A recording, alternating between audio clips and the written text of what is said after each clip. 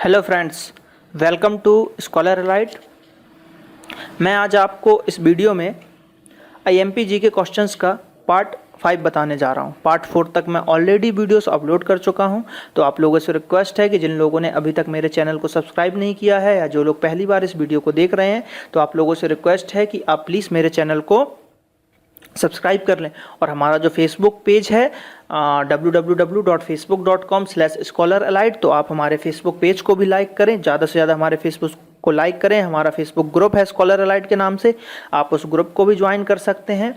तो आप लोगों से रिक्वेस्ट है कि ज़्यादा से ज़्यादा हमारे फेसबुक पेज को लाइक करें, हमारे ग्रुप को ज्वाइन करें और चैनल को सब्सक्राइब करें और फ्री एजुकेशन का लाभ लें। चलिए हम स्टार्ट करते हैं हमारा पार्ट 5।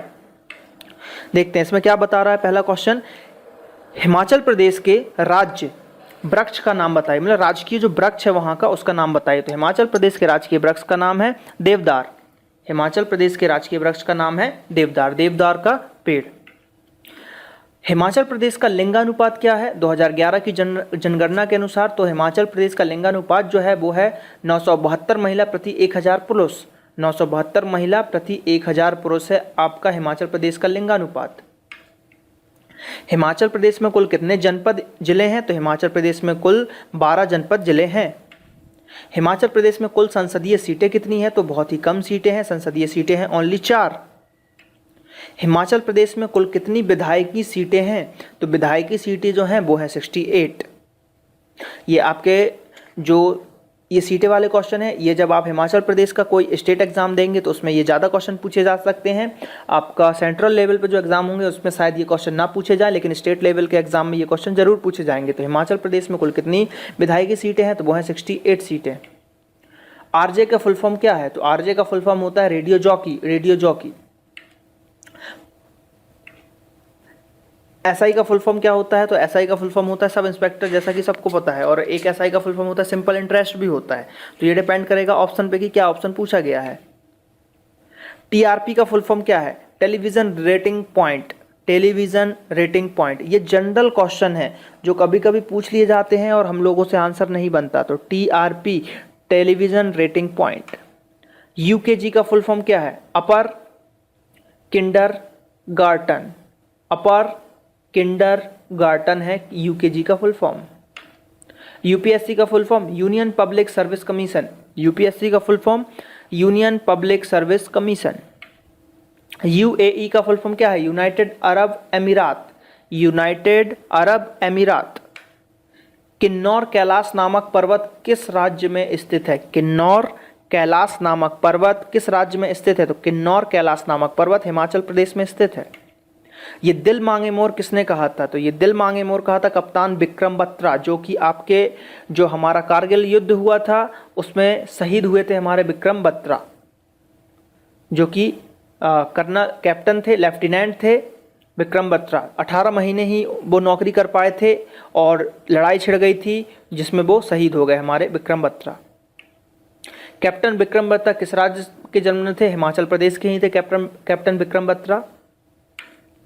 कैप्टन विक्रम बत्रा को मरणोपरांत किस वर्ष परमवीर चक्र से नवाजा गया था? तो 26 जनवरी 2000, क्योंकि 1999 में कारगिल युद्ध हुआ था, उसमें वो शहीद हुए थे।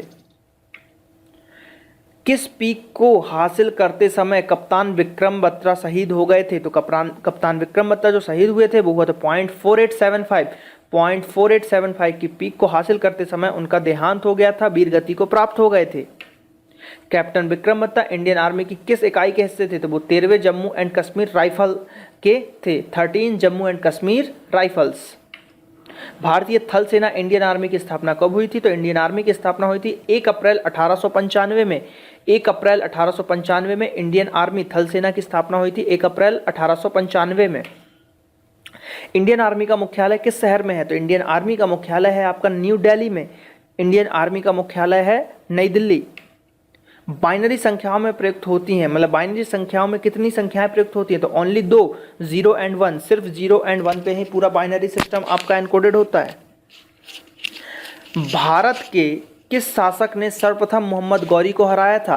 तो भारत के जो शासक थे वो थे चौहान शासक या पृथ्वीराज चौहान, जिन्होंने मोहम्मद गौरी को सर्वप्रथम हराया था तराइन के प्रथम युद्ध में। तराइन का प्रथम युद्ध जो हुआ था उसमें आपके पृथ्वीराज चौहान ने गौरी को हराया था। टीवी का आविष्कार किसने किया था? तो टीवी का आविष्कार, जो कि टेलीविजन है हमारा, टेलीविजन का आविष्कार किया था जे एल बेयर्ड ने।